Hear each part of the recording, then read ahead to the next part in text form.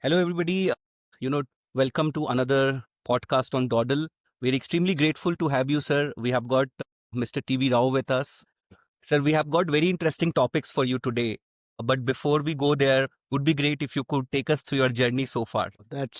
I think a lot of it is available on the net. If I have to take you through my journey, I started as a graduate in science, mathematics, physics, and chemistry at Yes. Loyola College, Vijayawada in Andhra Pradesh, and then went on to do my bachelor's in education at Regional College of Education, Mysore. Part of the NCRT in those days started with Ohio State University collaboration. I had the good fortune of being taught by professors who just came from US at that time. Learned a lot of psychology and discovered that I have an aptitude for psychology thanks to one of the professors there. And then joined Masters in Psychology at Osmania University, where I studied the organizational climate of small scale industries and their impact on employee productivity. Then moved to set up the psychology department in Andhra University, but I didn't stay long because I had this long term dream of working with Uday Pari, who was at the time in US. He just returned, and then after setting up the psychology department and teaching for a little less than a year at Andhra, they shifted to National Institute of Health Administration, where we studied the impact of teacher behavior on student mental health, and also did my PhD on the impact of medical colleges on medical students. And then I was assistant professor at NIHI, National Institute of Health Administration. Then went to set up psychology department at Udaipur, and after that joined IIM Ahmedabad in 1973. Yes. And in 1985, I set up the National HRD network as a part of IIM's Yes. institution building work, and also the Academy of HRD. And 1994, when I got my 20-year medal of IIM Ahmedabad, I announced that, look, I should do something different. And I didn't know what to do. It's only 2 years later I set up my company, TVRLS. Is not, I don't say it's my dream company or anything like that. If I have to dream anything, it's the National HRD Network and AHRD, which are more my dream organizations. TVRLS is only an application center where I have begun to apply all that I have learned and taught at IIM Ahmedabad. TVRLS also has done a lot of research. It prospered well. I have over 60 books by now in various themes. Yes. Besides HRD on education, health, management, behavioral sciences, OD, and so on. That's a long one. I can take all your time giving my journey. The first topic that we have to take your insights on is related to research. Yeah. And you operate in Go a very ahead. niche segment of research oriented HR consulting, sir. And why do you believe that research driven HR and OB interventions are more sustainable than intuition led leadership programs? Well, first of all, Shikesh, I think all the applications we have successfully used in our industry, whatever field you may talk of, are based on certain amount of research. Now, research is not something which is to be treated as uh, that which happens only in ivory towers. I think research happens all the time, even in industry. When a HR manager is observing his employees and making certain notes about what makes them be committed more to the company or not committed, and if he only uses a little bit of data, scientific data, rather than impressions, he is doing research. If he goes by impressions, then it is not research. But the moment you start using data, documentation, and start looking at the reasons behind attrition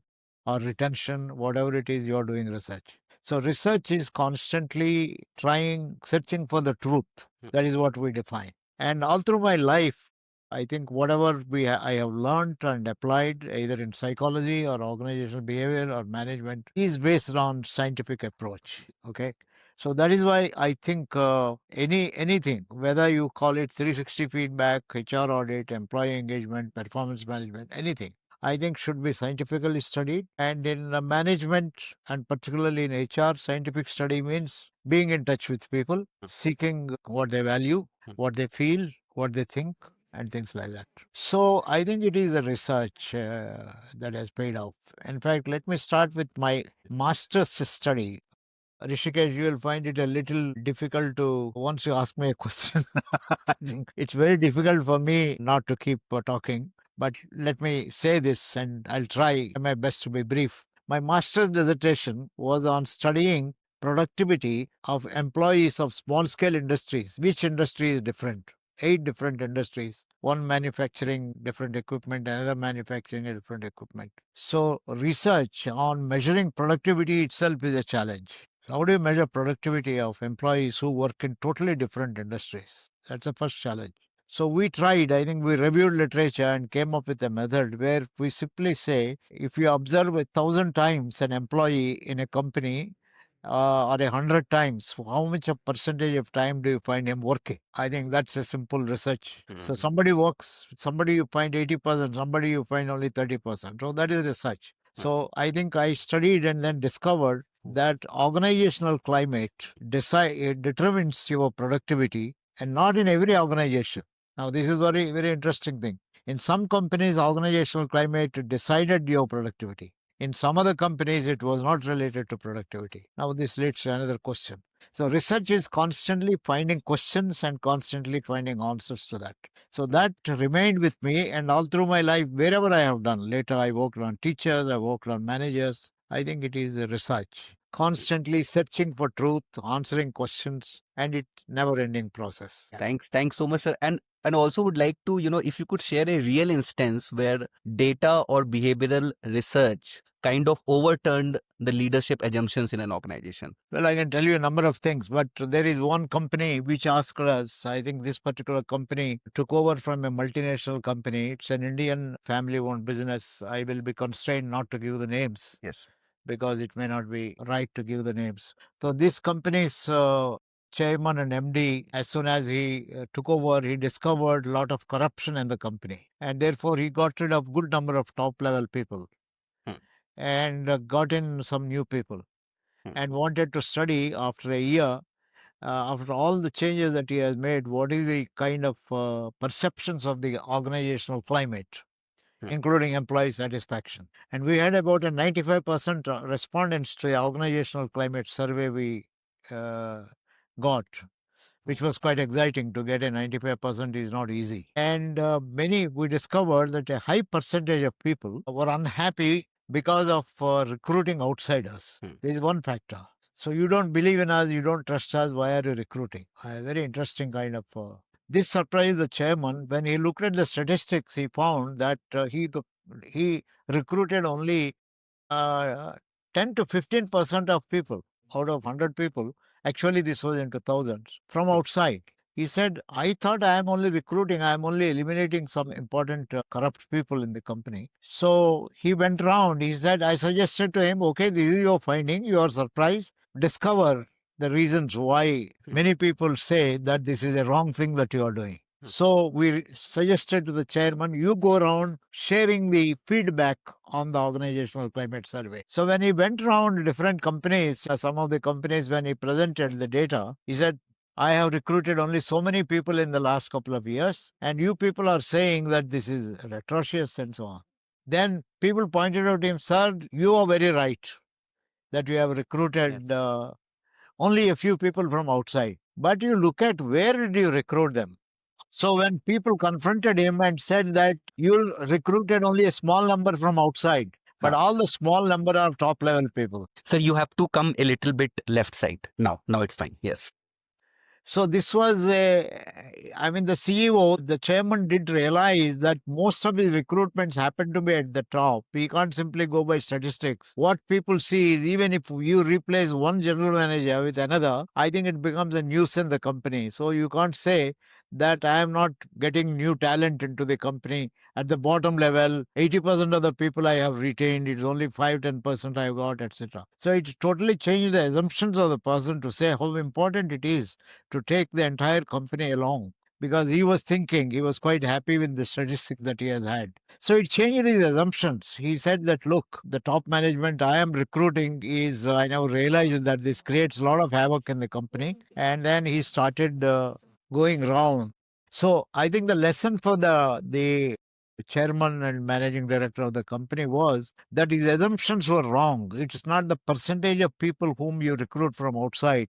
It is the level at which you recruit and the process by which you are going to be communicating to people. So he went around explaining the need for his changing some of the GMs in the company because they have been found to be corrupt. And that changed the entire kind of a thing. So he changed his education, his assumptions, and so on. So research is climate, but presentation of the findings to people and listening to the people and changing your assumptions. I think this is an important thing that has happened. Like that, I can tell you many things, but this is one example where I think the CEO happened to the leader had to change his assumptions when presenting his own data. So I hope that's a convincing example, but I can quote you many Absolutely, others. sir. Yeah. And sir, related to this, whenever you are diagnosing an organization, what are the signals that you look for?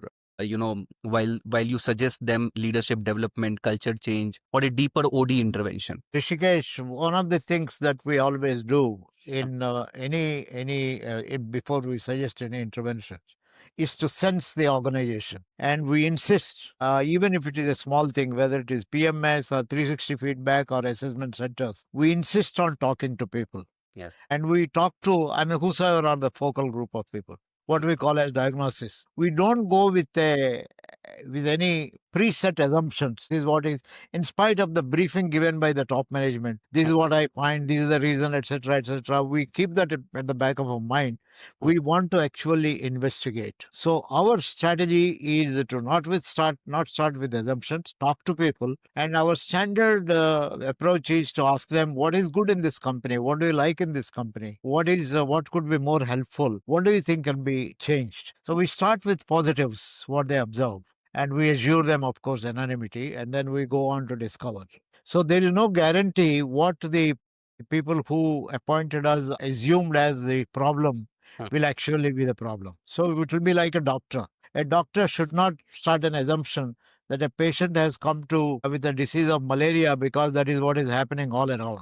So the disease may be something else. So you have to investigate and find out. That is one difference between, I think, a scientific diagnosis and an armchair kind of giving. And we don't go there just because we are, even if somebody asks us, look, we want you to do 360 based leadership development. While that is a mandate, but we tell them that, look, if 360 has to be successful, I must sense your organization. Can I have an opportunity to talk to people? When you focus on, you can also focus on 360 even before you build the 360 tool. So that is what I think, sensing of the organization without any prejudice, preconceived notions is very, very important in good organizational diagnosis. What I find many people, you see, I mean, if you are a heart specialist, you start looking for symptoms of heart. If you are a gastro specialist, you start.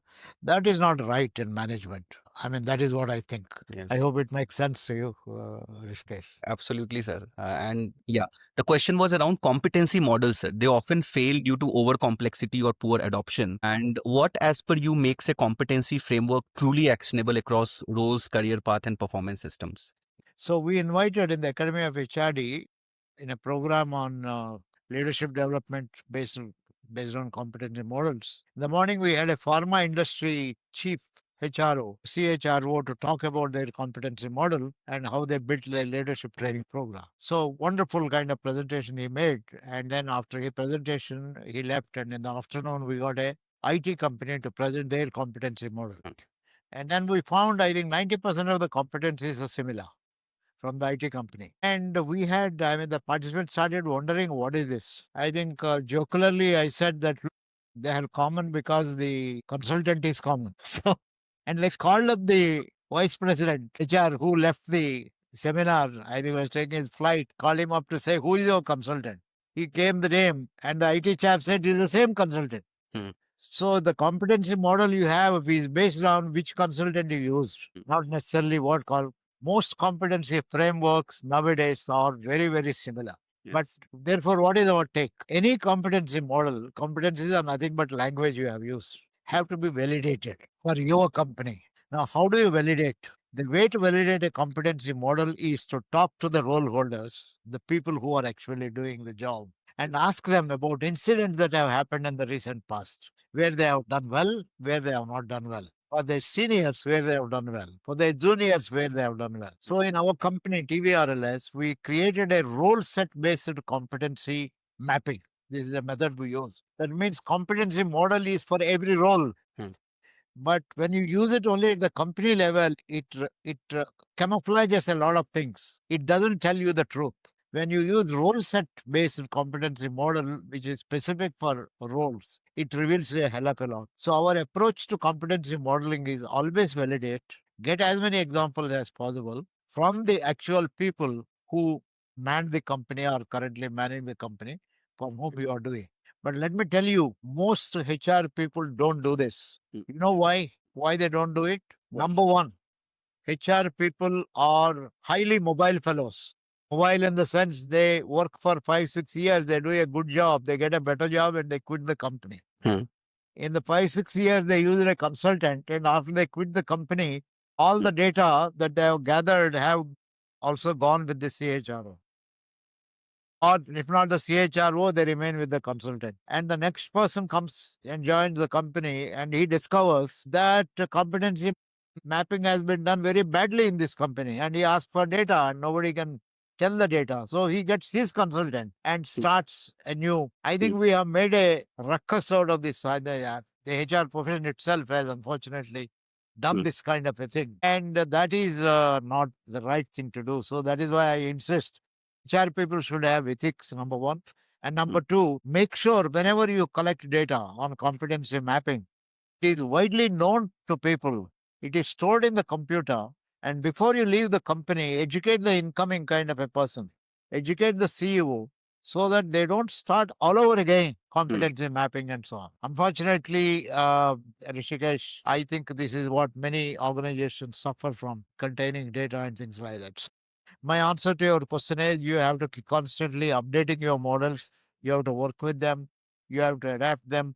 And then every 5 years, if necessary, you keep on, I think, re-looking at it. You don't have to rediscover the wheel. 90% of it is there. But don't ignore the work that has been done earlier. This happens particularly in banks. You know what happens in banks? Banks don't have professionally trained HR managers. And any line manager can be put as a HR.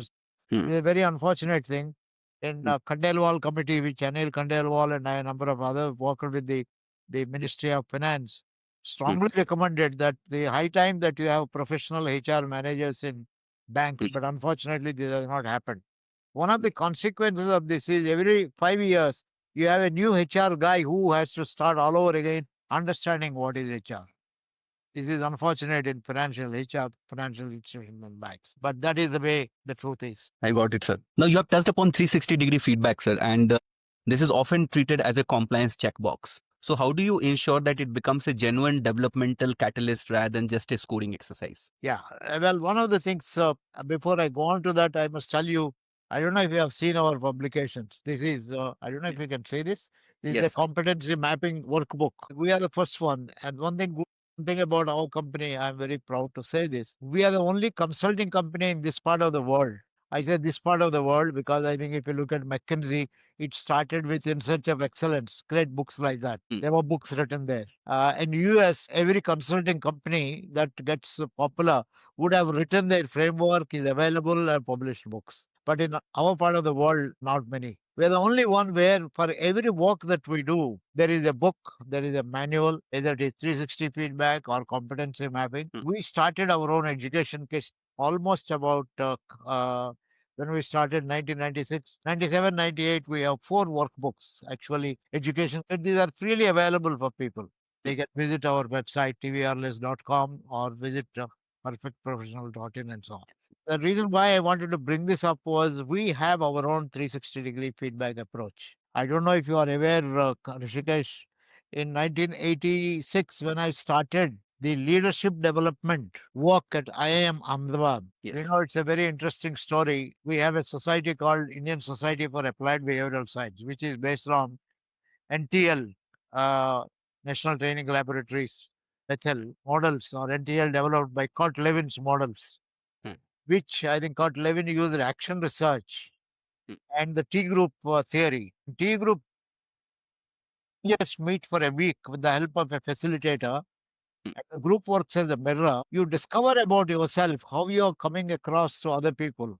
So these are strangers. And the facilitator works as a person who creates an open climate, giving feedback and so on. So for many years, I was associated with ISAPs. And then I said that, look, why are we relying on stranger feedback much more than the people who know you? Mm. You are working with your boss all the time. You're working with half a dozen juniors and your colleagues. They have feedback to give, but you don't want to trust them.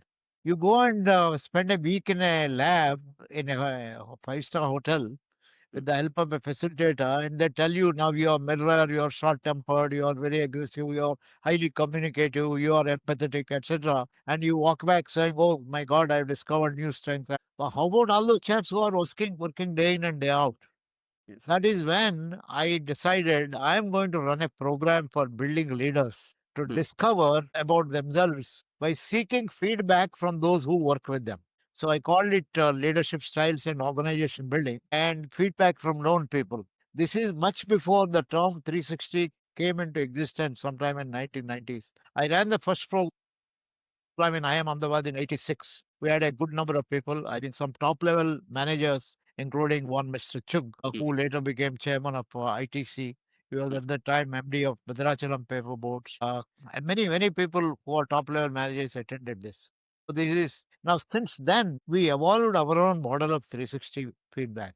I mean, we started using 360 because in America, if some term comes and it becomes popular, it becomes a bandwagon. In India, any term that we promote doesn't become a bandwagon until it comes from Harvard. I don't know how many of you know the core competency approach of Prahlad was found in IIM Ahmedabad, but it became popular because he went to US and published books on Yes. core competencies. So I think sometimes it is useful. So our 360 is based on our own discovery, and we have a model called RSDQ model.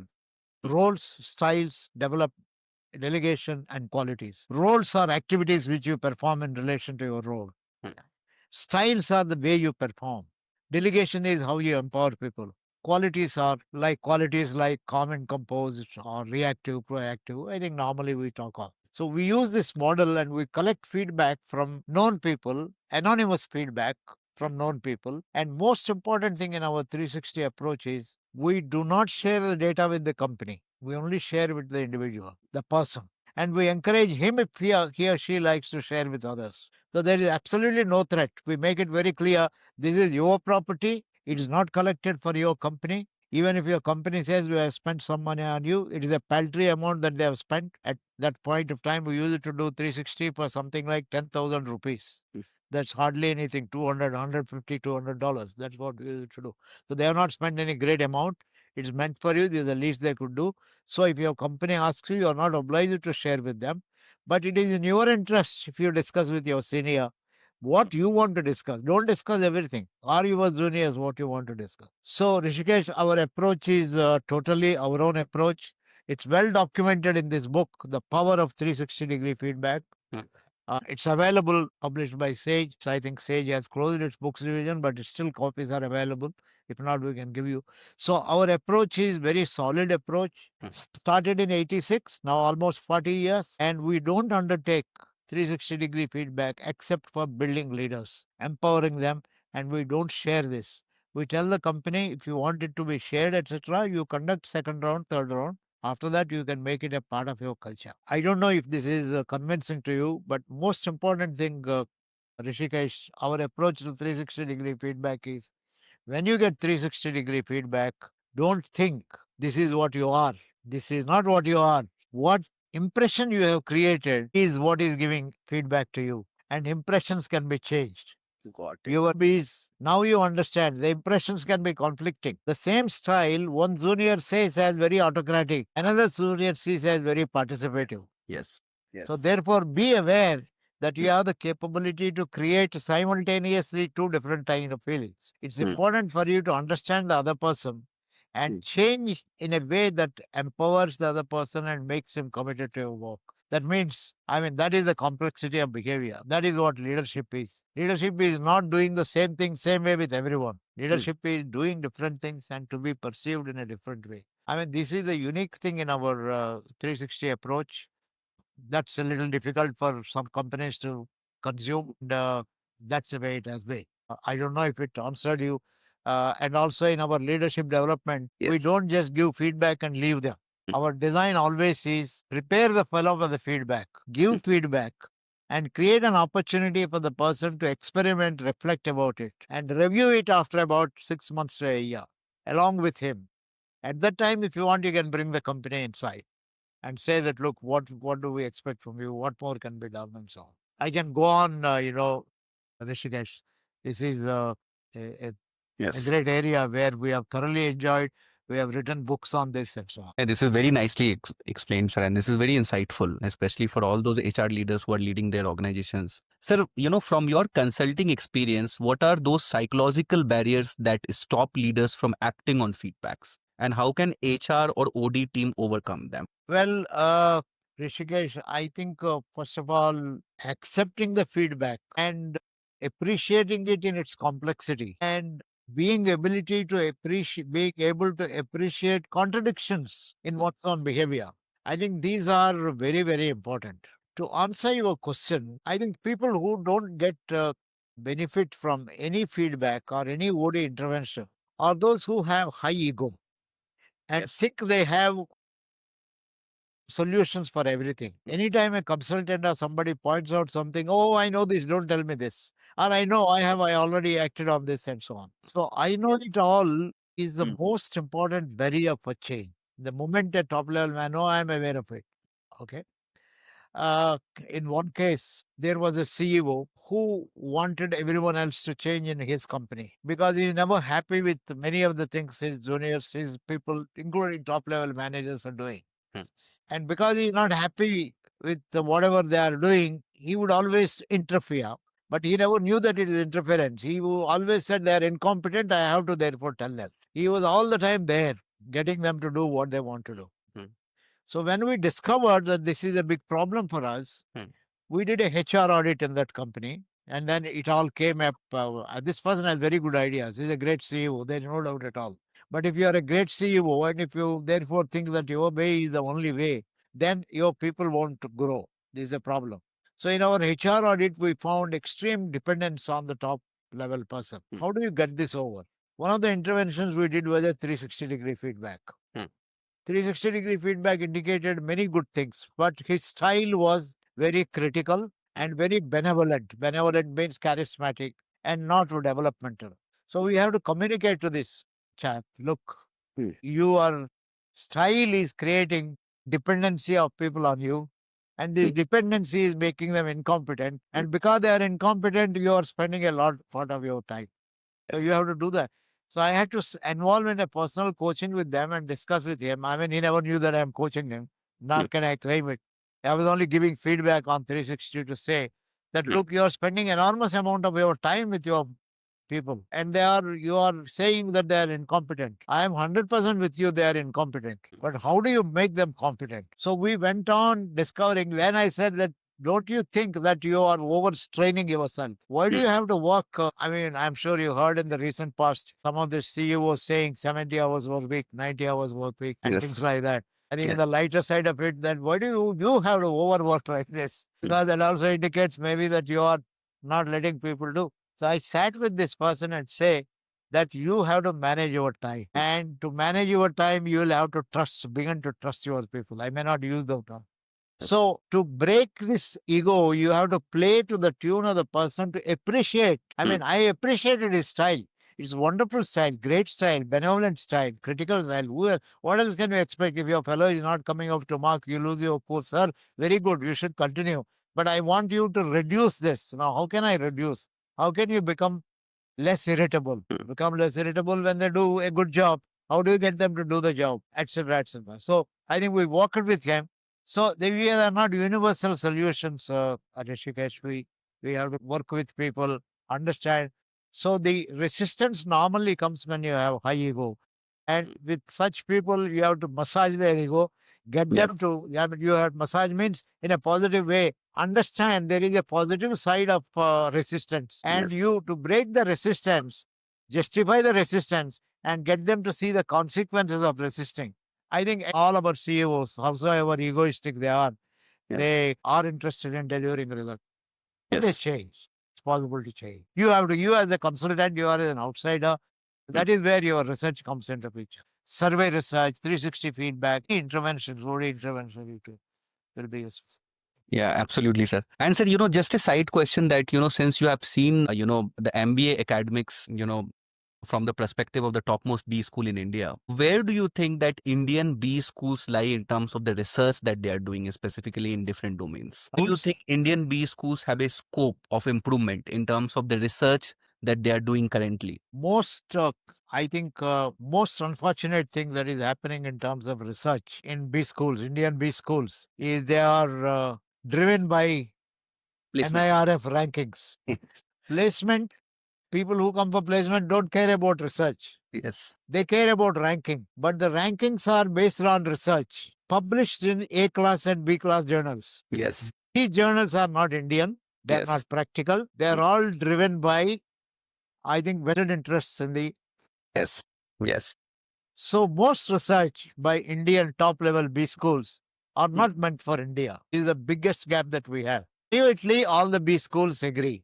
Yes. But publicly, they won't agree because they say, unless we have a good rank, placement will be the question. Unless we have placement, we can't have good admissions. So I happen to be on the HR committee of one of the top level B schools recently, and they wanted to incentivize, they wanted to re-examine the incentives for research. First comment I have made is that I think you stop incentivizing research. During my time, when I joined IIM Ahmedabad, all of us did research because we enjoyed research. Yes. We taught because we enjoyed teaching. We didn't do research because we'll get a lakh of rupees or 10 lakhs if we publish in a A-star journey. The moment you incentivize, people work for money. They don't work for discovering the truth. Yes. This is the biggest problem of B schools in India. They are incentivized research. I think if you ask me, first thing they should stop.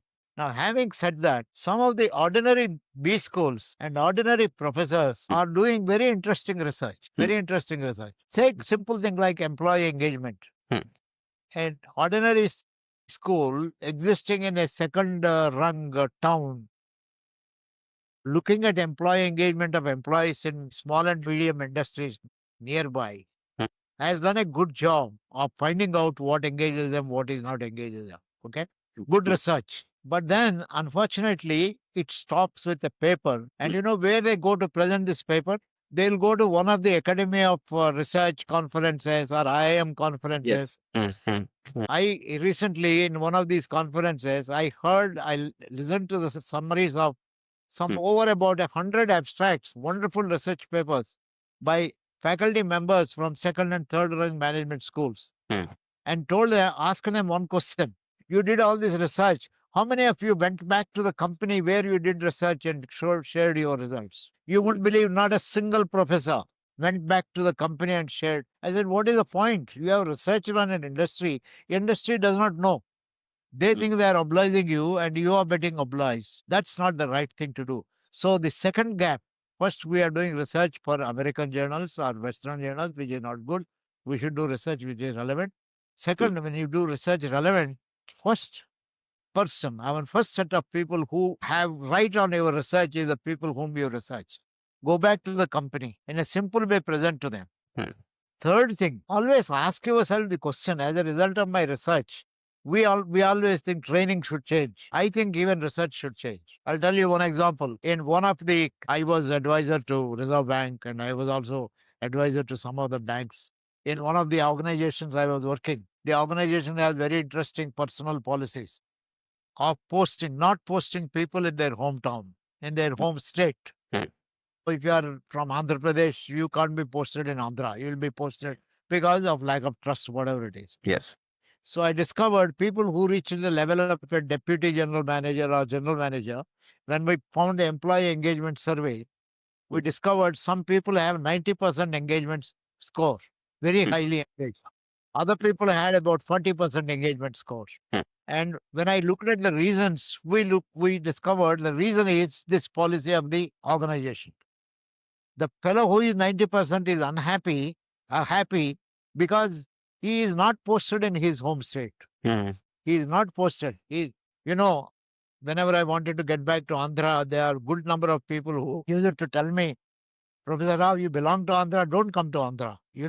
When I ask them why, because Andhras don't respect other Andhras, always remain outside. So these 90% of the people, 90% engagement person, he is highly engaged because he is not posted in his home state. Whereas there is a 40% fellow, he is not engaged because he is not posted in his home state.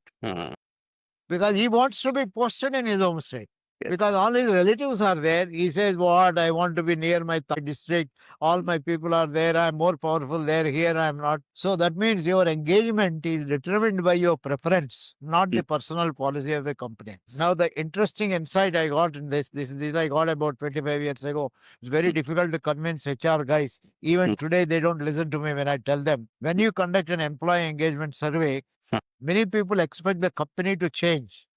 That's not correct. That is only part of the truth. In this company, I mentioned to you, suppose they change the personnel policy and make it, okay, we'll post you in your home state. What happens to the 90 fellow? His engagement will come down. Yes. The 40 fellow will go up. Hmm. So, personal policies can never make all people happy. Engagement average will be remain the same. So then what is the solution? The solution is this. I told this 40% score general manager in this organization. Sir, you are 40%, you are accusing the company, you say that is not good, this is not good. All this is because you have not been posted in your home state. Sir, do you realize when you go back home, what are you doing to your family members? This is an important insight. You take out your anger on the company, on your children, on your family, because when you are not engaged, it affects your family, it affects your health. Yes. So it's more important for you to work on your engagement than asking the organization to change their personal policies. So therefore, the research, the point is you may do 100 surveys on employee engagement, but you are looking for improving engagement at a wrong place.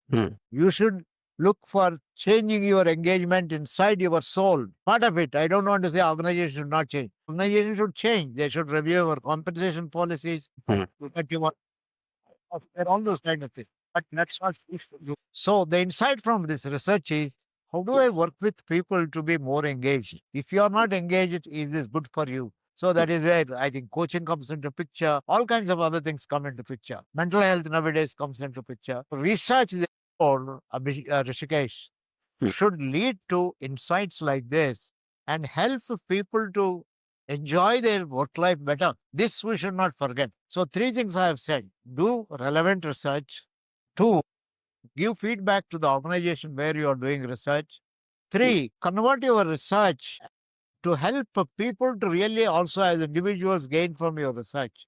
Think, have insights, and other things will follow. You will become a better trainer, you will become a better teacher, all kinds of things will follow. This is the gap in B schools. B schools are still syllabus driven. Yes. I think Research. learner driven and business driven. That is what is important. As a long lecture, long talk, Rishikesh, but It's a lot of sense, sir. This makes a lot of sense. Like this makes a lot of sense, sir.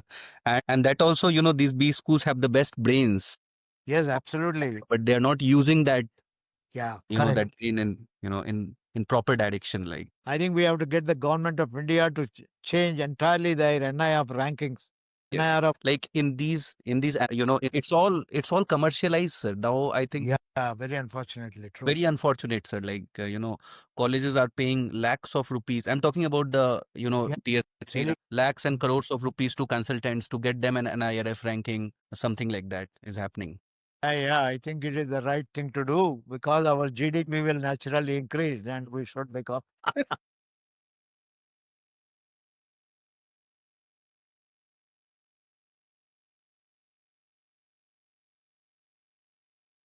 They're all in the game. Very unfortunate. Very difficult to get us out of the game. Sir, how do you integrate all these HRD, kind of audit findings into restructuring performance systems, role clarity, and success and pipelines? Yeah, that's a good question, Rishikesh. You use the term HRD audit. Actually, we started HRD audit about 35 years ago. And I must acknowledge the initiation into HRD audit by Aditya Vikram Birla. Sometime in the year 1991, Vikram Birla told all his units across the country, please get an internal HR audit done of yourself. I don't want your reports. You employ somebody who can audit your HR systems, HR process, and so on. That is when the first company where we did HRD audit was Indo Gulf Fertilizers near Sultanpur. And that is when Uday Parikh and I evolved an entire framework.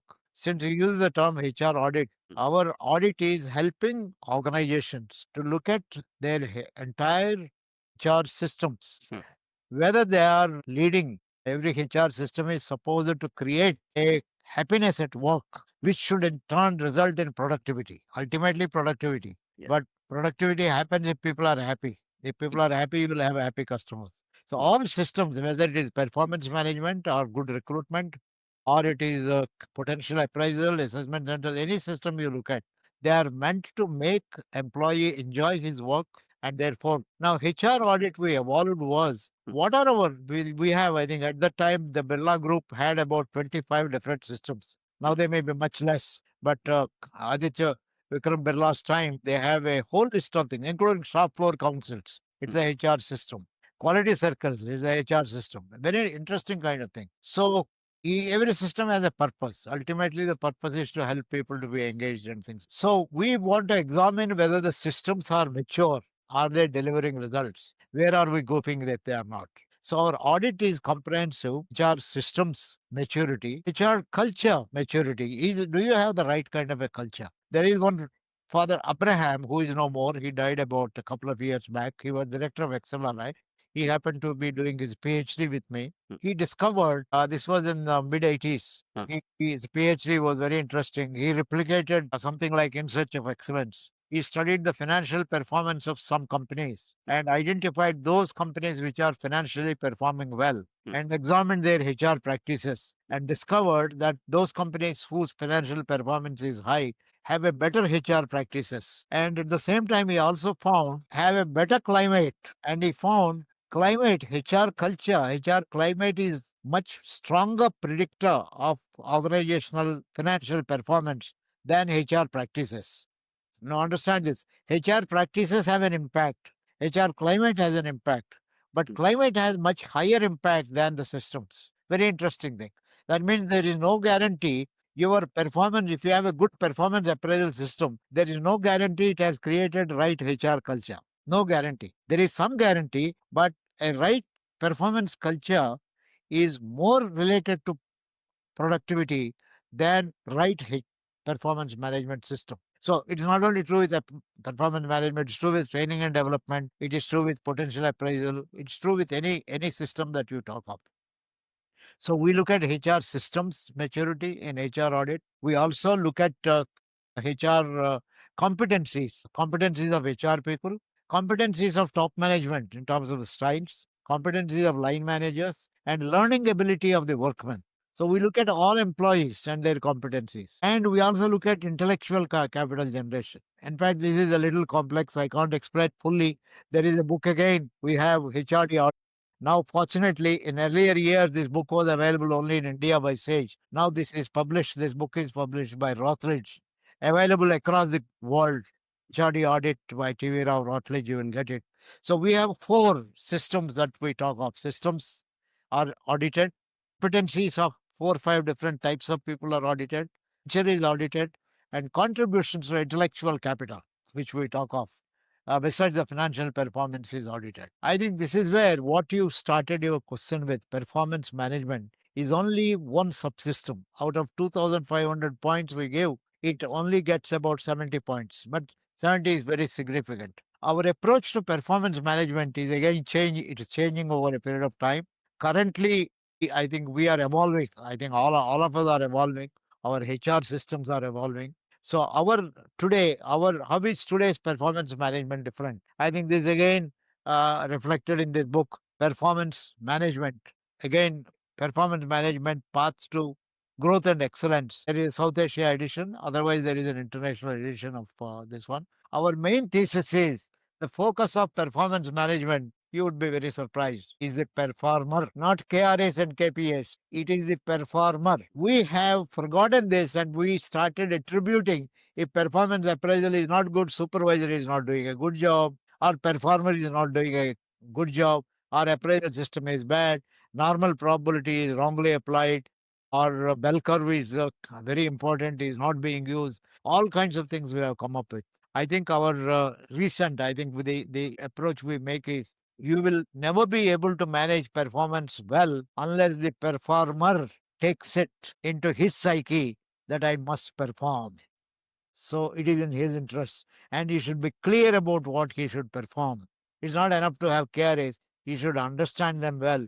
There should be periodic mechanisms to review it. And AI today becomes a great tool to help individual to manage his own performance, our own performance.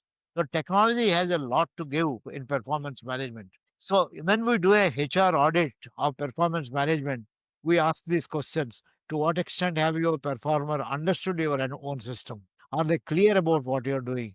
Are you being unrealistic and things like that? So in our audit of a performance management system, at the end of it, we are able to tell you we are giving you 70 points or maybe 100 points. I think it's not the number that is important. Which what is lacking? Is it the clarity lacking? Is it the way you have structured it, the way you have explained it, the way you monitored it, the way you impacted it, the role played by various stakeholders, and the culture, organizational culture. So it's a multi-dimensional thing that we look at in HR audit of a performance management system. I'm sorry I've given you a long answer, but I don't know. I have yet to learn a art of talking in short ways to explain any concept. You have explained it fabulously, sir. I've never been explained like this, even by my college professor, to be very frank. That's very nice. No That's very offense to sir. One other interesting question comes is that, how do you differentiate an effective leadership development program from a motivational workshop? Yeah, actually, there are a few things which you should do if it is a good leadership development program. Number one, it should not be a one time effort. But having said that, let me tell you, as a consultant, we end up only doing one time effort. Hmm. Somebody pays us to start a leadership development program using 360 assessments and everything. We do it and we forget about it. You know the reason why?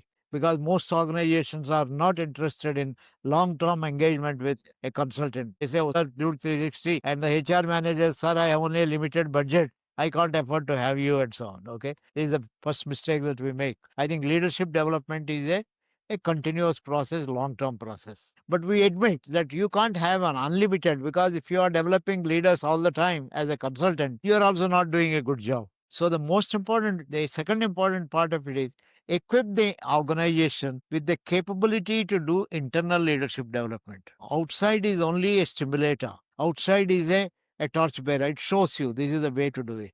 And third thing, build into the leadership program periodic review. Again, I'll go back to 360-degree feedback. In many of the 360-degree programs where we have done, which are not called 360 programs, these are leadership development programs. 360 is just a provocative tool we use. We run it into a 3-day leadership development program. You know what we do? We get the people to get 360 feedback and identify areas. Look, somebody says, I should be a better communicator. Okay. We'll give you a lot of examples of, we'll give you books to read. We give you Robin Sharma. We give you some of our other, you read that and look at it. Because all the leadership books today, any books that have come up in the recent past, are more or less saying same kind of things. You start with, I think, how to win friends and influence people, how to start living and stop worrying. Start with Dale Carnegie. Go to 7 Habits of Effective People and go on to recent work that we have done, how to make my book on effective people. Recently, Khandelwal has written something on leadership. So there's so many books that are, all of them have many things in common. Take initiative, communicate, okay, be focused on the outcome, be proactive, and so many, all those kind of things. So in our program of a 3-day workshop, we get people to read stories and we tell them, create your own story. That is the most important thing. Any leadership program should end by treating everyone as a good leader and start writing their own story. And the second thing, after 6 months to a year, get the person back. Let the person talk about how much he has done, how much he has not been able to. You might discover 70 to 80 have not done anything. It's okay. It doesn't matter. Don't worry. But there is a reason why they have not been able to do it. But you created an opportunity for them. So understand the reasons. Maybe some of it is organizational support. Organization says, okay, I'm sorry, we made a mistake. We are going to provide this kind of a thing. So it's a little bit of a long drawn process, maybe 2 or 3. Then, if necessary, get into coaching. You don't have to be coached only by outside consultants. So the most important thing in leadership development, which is a differentiator, is long-term involvement, periodic review, building every person his own stories. And I think you conclude your leadership development when the person says, I don't want you anymore. I'm fed up with you. I have my story. I know what to do. I am well on my way to exploit my potential. Leadership is a journey. It never ends. Okay, the person says, sir, thank you to you, Rao, sir. Very much. Thank you very much. Okay. I think this is what should be. If it is a one time effort, then it doesn't result in. That's the main differentiator. The difference between this and motivational program, if you look at motivational program, I don't want to say, I mean, some of the motivational programs are also leadership building programs. All those, if you look at, I think, Stephen Covey's 7 Habits, they're nothing but leadership programs. Or if anyone is doing based on Robin Sharma, they're also, I mean, they may have a different title, but anything that builds the capabilities, leadership competencies. What is leadership? Think differently, act differently, be value driven, okay, and have larger vision. Think long term, balance your short term with the long term, be strategic, and so on. So, any of these leadership programs, if you have to be differentiating, I think you value them, keep reminding them, and after some time, leave the person to do on his own. So it should be a program, not an incident, not an event. This is the only main differentiator. And it really doesn't matter what is the title that you. Normally, motivation programs are somewhat narrow, leadership is broader. But today, everything is becoming similar. Whatever is the title that you use, they are becoming. I think it is only if I believe in something, then I talk. It's a motivational program. He's a motivational speaker. All motivational speakers are leadership speakers. If you really look at it, they're inspiring you and so on. So I don't know. That is the way I look at Rishikesh. I hope it makes some sense. It makes a lot. There is a Vikalpa, is a journal published from IIM Ahmedabad. Yes. Vikalpa has brought in some special numbers on leadership development programs. They Hmm. made a review of various companies across India, including some multinationals. I think it's a, if your readers are interested, they can go to Vikalpa and read these articles.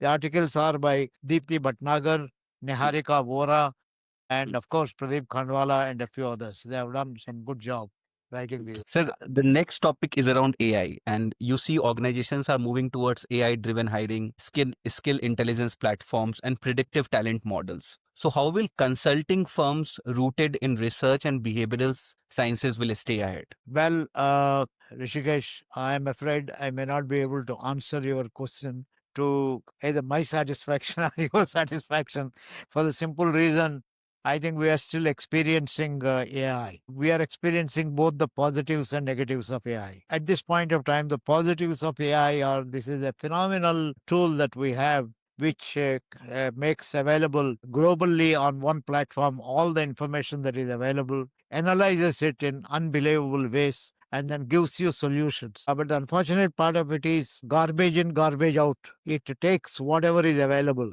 And if by chance there is a lot of garbage on the internet and open access platforms, so you can never rely that everything you get through AI solutions are always best solution. AI is great for medical and health related research. When it comes to management research, I'm not very sure if management scholars and actually management practitioners have been able to put in open platforms, besides, I think, some great stories that may be written about Jack Welch or Narayan Murthy or Kiran Majumdar Shah or Jim Premji, Tata, all these books, even these books have, I'm not sure how many of them have found their way to be accessed by AI. If they find their way, I think then we'll probably have some interesting kind of data that are available to management scientists. So I have accepted and agreed that this is a great tool, but it has certain kind of limitations. I would suggest to management consultants, don't, I mean, you should learn about AI. You should learn how to use it. Use it very cautiously.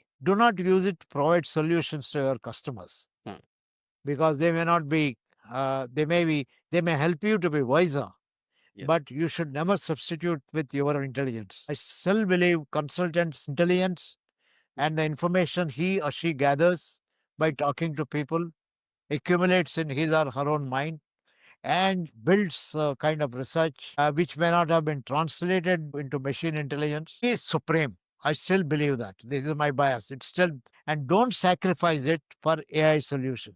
If you do that, what happens is, what happened to me recently. Now, what happened to me recently? I was invited to be chief guest of a convocation of a B school. I went to the B school and I was introduced as Professor Rao, PhD from University of California, which I never visited, and then had got Rajiv Gandhi Award, all kinds of awards. I think in 2 minutes I felt I think you got a wrong TV Rao here. I am not the one. I don't have any of the attributes. I had to say, I have to stop the fellow and say, and discovered this was Chat GPT download. My Yes. God, I mean, you don't even have, you have sacrificed your common sense. You don't even know where TV Rao worked. You should have known this kind of a thing. Yeah. Okay. So some management consultants could make a mistake and suggest all strategic solutions on the Yes. basis of which may be totally irrelevant. So I would caution people, learn AI, understand, and it can never, because all AI is invented by human beings who are very intelligent fellows. Do not surrender your intelligence. Now that reminds me, I have a one-time colleague at IIM Ahmedabad, Dr. Vijay Govindarajan. I'm sure you heard his name. He is the top 50 management thinkers in the world. USA every time he keeps coming, has written three box theory, fusion theory, and very interesting kind of things. Very recently, he came to Bangalore and we were discussing about AI and how AI has changed the classroom dynamics. And some of us, some of the people who are with him, he said, look, today if I give a case to the student and ask him to make a presentation, I find the students are readily, without reading the case, they're coming up with a solution by using ChatGPT. Yeah. So this is not right. I find same solutions coming up from students is very difficult to create. So Govindarajan said, look, I understand this. You know what I do? I give them a case, and along with the case, I give ChatGPT solutions also to them. Mm. I download solutions from ChatGPT and I give them the solutions and I tell them, now tell me how you will improve on this. Mm. So that is where you use your mind. You have to be, I mean, ChatGPT is a tool. If it is giving you additional wisdom, use it. Don't substitute ChatGPT to your wisdom. Your wisdom is, so that is what I would, management consultant should be very cautious. Don't just jump on it. I think it's a very, very good, because it is nothing but, I think the machine intelligence is, it collects all the information anywhere available in the world, searches it, analyzes it, puts it in a form, and gives you a solution. And it's a good idea. It equips you. Now you equip yourself better than that. That is the way I would think. And in fact, nowadays, many people have become quite, if a management consultant gives them a solution, I think the company first immediately uses ChatGPT and says, as it produce it. Okay. That is the way it is going to be. So I hope that gives you some insight. But I must say that I'm still learning about AI and its applications. I have phenomenal faith in it, but I have more faith on human beings than AI. Absolutely, sir. And sir, also, one related question is, if when we talk about HR programs, they're often questioned on the ROI thing. So what frameworks do you use to measure the business impact of competency-based systems, leadership programs, and OD interventions? There are two, three things, Rishikesh. Number one, I think all companies, all organizations are meant to serve people. Every organization, if you look at the objectives, they are meant to serve people. They serve people, and their measure of serving the people is the profits they make at the end of the year, which is the right thing to do. Because if you make profits, that means you access many more customers. Therefore, you multiplied your services. But what happens is, in the life of an organization, with change of CEOs, with change of leaders, with excessive target orientation, the service gets forgotten, profits become the main motive. That's when the trouble starts. There are few companies who have not forgotten service. They say, no matter what you say, these are the companies with the right culture, right values. Constantly remind them, we are existing for the sake of the people. But many companies fall into the trap of the profits as supreme. I'm not saying profits are bad. Profits should be there. But profits are a good signal of what you're doing. Now, to measure the impact, first thing I would say is, don't measure the impact of a company only on the profit part, financial part. While financial part is, understand how many people have you served. Hmm. How many people have? I am, for example, interested. If you are a gadget manufacturing company, you are manufacturing any gadget, an air conditioner, a TV, a cell phone, etc., etc. I want to measure by number of people who have bought your, not only the profits, and number of services you have added, etc., etc. Now, these all become, all these parameters, number of people you served, services you have added, the kind of benefit it has got to the people, how the society has improved. These are all sometimes some tangibles and some intangibles also.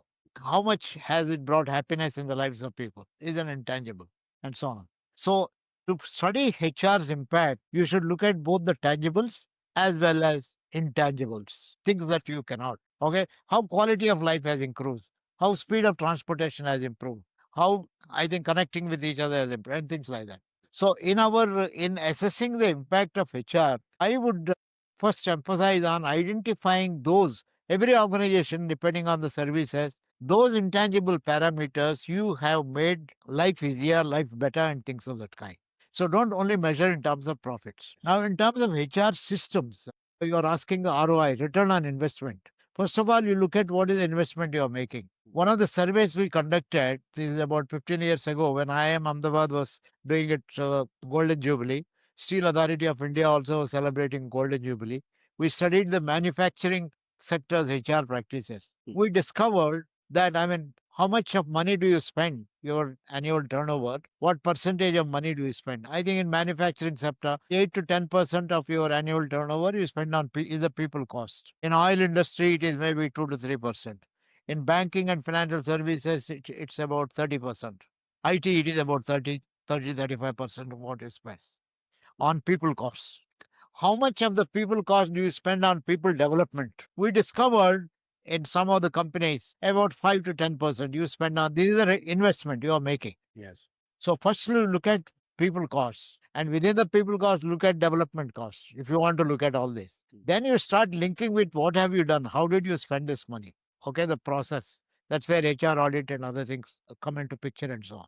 I have come up with a formula. I have written a book called Harkonomics, Human Resource Economics. I don't know if you have seen this book, Harkonomics. It's published again by Pearson Education. It's available online. In Harkonomics, what I have pointed out is that if you pay 10 rupees, if you pay 1 lakh a month to an employee, actually, normally you pay 30,000 rupees. That's the average low level salary for a messenger or a lift operator. 30,000 rupees is what you pay. If you pay 30,000 rupees, a stenographer, a clerk, an assistant, if you pay, or even if you pay 1 lakh, for 1 lakh a month, if you are paying to an employee, he or she is costing 10 rupees a minute. 1 lakh. Now you calculate number of hours. 10 rupees a minute. A 15-minute tea break costs 150 rupees. The cost of tea is only 10 rupees, but a 15-minute tea break costs 150 rupees of the company because you're paying to that individual. He's taking a tea break, 15 minutes. Okay. This is the investment the company is making. What is the return that you expect from this 15-minute tea break? Now, I use the following reasoning. If your annual turnover is 100 crores, your employee costs are 10% of it. That means with investment of 10%, you are getting 100 crores. 10 crores you invest on people, you're getting 100 crores. So if I'm investing 15 rupees a minute, how much should I get in return? I should get 10 times 150 rupees a minute. So in 15-minute tea break, you are using 150 rupees. I must get 1500 rupees worth of that. Right? So when you take a tea break, you should ask yourself, am I going to contribute 1500 rupees as a result of this? Now, this is a silly thing to ask, but I think this is the real thing. I mean, why I'm saying this is the value we take to the company is our talent, which is measured in time. Time and talent, 40 hours, 70 hours, all these are meant to communicate to you, my dear friend, you joined this company because you're talented. This is the value we have attached to your talent. You cost 10 rupees a minute. If I'm paying you 10 lakhs a month, you're costing not 10 rupees, you're costing 100 rupees a minute. So every minute of you, when you are in the company, makes a difference. You should give 10 times that to the company. It is just a consciousness, responsibility I create in this. Now, back to your question. If I'm a HR guy, I am recruiting so many people, talented people. I am managing their performance. I am creating satisfaction. What is my role? How do I get back the return on investment? It is only when I can ensure that every employee to whom I am paying 1 lakh a month is giving me 10 lakh in return. Yes. What can I do for that? I have to ask this question. What can I do for that? If not tangible, can I say intangible? We are in a company that makes vaccines. Okay. Can I say out of every lakh I am paying, I am preventing so many deaths, and this is the cost of it? Mhm.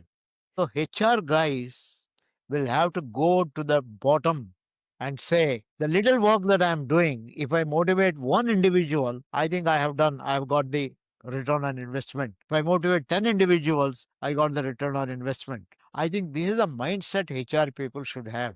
ROI mindset should be inculcated first in the HR minds. Very unfortunately, we are nowhere near. We are only counting number of appraisals received at the end of the month. We are not looking at how much have we increased commitment, how much may I increase ultimately. So HR has to be customer driven, HR has to be community driven and stakeholder driven. Dave Ulrich, I think, keep on saying that you should take over value addition. We have for many years we had been employer champions. We were not employee champions. It's only post-pandemic we have become a little more employee champions. But we have to be, I think, multiple stakeholder champion. Return on investment can be measured either by what happens to customer or what happens to stakeholder, what happens to employees. I have satisfied employees, this is my ROI. I have satisfied stakeholders, shareholders, that's my ROI. So I think this consciousness is a very higher level consciousness, Rishikesh. If a HR guy has this, he will be better than the CEOs. He will be ahead of the CEOs. But I think we have to earn our bread and butter. I mean, we see HR has phenomenal scope. HR can be future gods. But I think for that, you have to have that vision. You have to have that thinking. And you should be guiding your CEO. That is the way I look at it. I can go on lecturing. You see, the professor in me will come out. You've already answered my last question. And my last question was, what advice would you give to HR leaders who want to shift from reactive people management to evidence-based strategic HR thinking? I think in a way, maybe I have answered. For me, Rishikesh, most important thing for HR guys is to understand the importance of HR in life. I have now started saying people in my you jocularly call me as father of HRD. I call it a joke. You say, I have three children, none of them is HRD. So I say, everyone is, you are your own father of HRD. You should father your HRD, mother your HRD. You take charge of your HR. You are a constant learner. Every human being, whether the customer or an employee or an employer, you are responsible for your HR. Now you ask me the next question. Therefore, what do HR people do? HR people's job is to make everyone understand you are your HR. HR is a philosophy. HR is constant learning. HR is a way of life. Okay. That is the most important thing HR people should do. And they should simply be measuring their impact on numbers. It's a good idea to measure. Some people can be devoted to that. But you should measure on, I think, how much have you made a difference in the lives of other people. I think that is what is important. You should be able to generate stories. You write your own story. You find stories of your employees who have done a marvelous job. You find stories of your customers. Suppose you know a customer who bought a product of you or a service of you, very excited and tells you a story. You film it and tell your employees, look at this customer. You know what a great service you have done. I think a great service. Or an employee who is very happy, sir. This is how senior sat with me. He coached me, it changed my life, and it helped my children. What a great thing that you have done. So today we are in a world HR has become life itself. You need to recognize that and don't limit yourself to only a few textbook stories. While I've shown you many textbooks, these are meant to provoke you, stimulate you. I don't say that you should be following them meticulously. I think you should learn textbooks to know what should be done. But you go beyond textbooks to look at your own philosophy and so on. So my recommendation to HR guys will be, I think we are in great times. Post-pandemic world has changed. Everyone wants to live a happy life, healthy life. Everyone wants to care for people near and dear ones, have friendships. But unfortunately, everyone is becoming with work from home, isolated from the community. Yeah. I think this is a big dilemma we have. We have to bring back the happiness which we used to have by interacting with each other. I think some of these new things that work from anywhere, work from home, has brought in new isolation and has brought in new mental health problems. I think if you treat HR as life, you probably will start getting involved in this, and even professional bodies will start operating in a different kind of way, and so on. So that is what I think. I don't know if there are. I can go on and on if these lessons are of any significance, but these are some of them. Thank I you. hope this is of some use to you. Absolutely, this is going to be very useful for for our audience, sir, who most of them are CHROs across various organizations, and very insightful session. Must say that this is one of the best podcasts I think we have done with Oh, thank somebody you. in the HR domain. Again, grateful, sir. Again, very much thankful to you that you took out time and you shared your insights with us, your knowledge with us. I've been a big fan of you, from the first time that I had a Oh, talk my. with you. I always felt that, and I'm gonna come and meet you, sir. You have to give me some time also. Sure, sure. You should come. I think I would some point. I used to come to Singapore very frequently. In '80s, I think every year I used to come 2, 3 times. But in recent past, and the world has become smaller, therefore one doesn't have to go to Singapore for anything. But yeah, sure, certainly you have a good community there. I think it'll be nice. We have a HRD network chapter there. At some point of time, I would love to visit and maybe talk about some of these kind of things if an opportunity comes. When you are in Bangalore, do visit us. We have. A very inviting small office. That's where I'm talking from. I have excellent colleagues, about 9, 10 of them here. We'll be happy to welcome you and spend some time with you. Thank you so much, sir, and thanks so much again for joining us. Thank you and all the best. And do give me some feedback, whatever, whenever people write to you, anything that they got inspired, they learn. Absolutely, sir. And I will also put the links of all the books in the description. Our www.tvrls.com and perfectprofessional.in. My colleague Shashank will send you the details. I'll be very happy to do that. Thanks a lot. All the best for your company. Thank you.